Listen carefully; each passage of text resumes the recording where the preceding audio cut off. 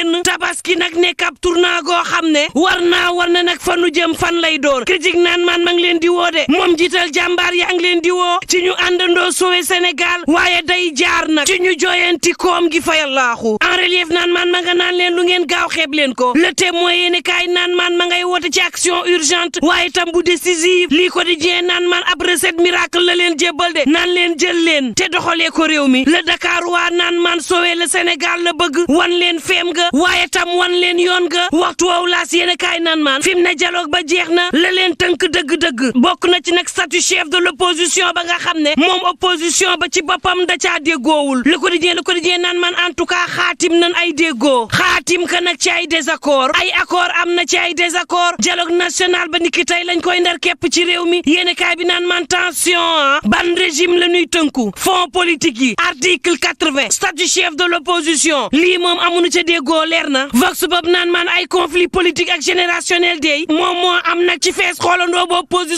opposition radicale bi janoo ak opposition participante gi ay ndaw yoo xam ne ay leader radicaux lañu fi mu ne fas yéene jommal mel ni nag ku mbaj teel ña nga xam ne dañoo jàpp ne dañoo jeexal daal ci wàllu politique booba source a naan man tension résilience économique am na ci réewum Sénégal ña nga jëm ci croissance goo xam ne daanaka mësta am ci 2025 muy téeméer boo jël juróom-ñaar banque africaine bu développement mi nga xam ne publié na ab rapport ci fa nu jëm ci wàllu koom ci Afrique rawatina continent ba fa mu ñaabar jëm